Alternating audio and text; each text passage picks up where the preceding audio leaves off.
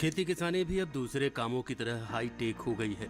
खेती किसानी से जुड़े हर एक काम के लिए ऐसी ऐसी मशीनें और तकनीकें बाजार में उपलब्ध हैं जिनके इस्तेमाल से खेती का काम काफी कम समय में और कम मेहनत में हो जाता है। फसल कटाई की बात करें तो फसल काटने के लिए उन्नत कृषि यंत्रों में हंसिया, स्वचालित रीपर और रीपर कम बाइंडर प्रमुख हैं। लेकिन फसल कटाई करने से पहले और बाद में इन मशीनों की देखरेख करना काफी जरूरी होता है। किसी भी मशीन को इस्तेमाल करने से पहले ये देखें कि उसके कल पुर्जों के सभी जोड़ ठीक से कसे हुए हैं या नहीं। आपस में रगड़ कर चलने वाले सभी पुर्जों को तय मात्रा में तेल या ग्रीस दिया जाना चाहिए।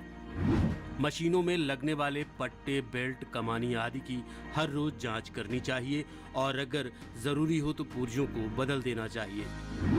कटर बार अगर घिस या मुड़ गया हो तो उसे ठीक कर देना चाहिए।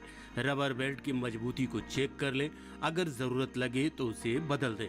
इंजन में ईंधन और मोबिल की जरूरी मात्रा हमेशा बना कर रखें।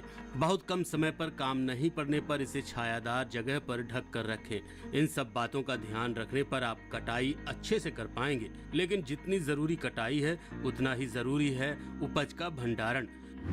विशेषज्ञों का कहना है कि भंडारण की सही जानकारी न होने के कारण 10 से 15% अनाज खराब हो जाता है। भंडारण करते समय कुछ बातों का ध्यान रखें और भंडारण वैज्ञानिक विधि से करें जिससे नुकसान की आशंका कम हो जाए।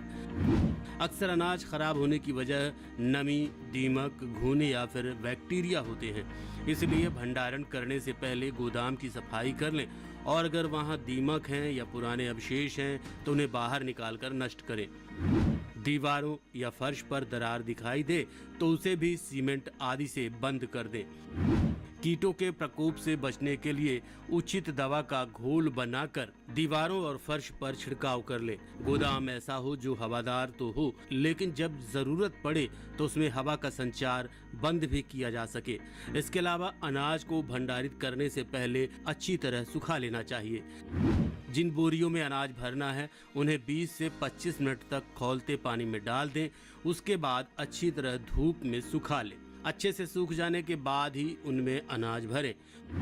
बोरियों को गोदाम के फर्श पर न रखें बल्कि 20 से 25 सेंटीमीटर ऊंचे मंच पर रखें। ये मंच दीवार से भी 75 सेंटीमीटर दूर होना चाहिए। अगर बादल छा रहे हैं, बारिश हो रही हो या फिर वातावरण में नमी का एहसास हो रहा हो तो अनाज का भंडारण नहीं करना चाहिए। भंडारण करने के बाद गोदाम में पक्षियों और चूहों के आने जाने के रास्ते बंद कर दें।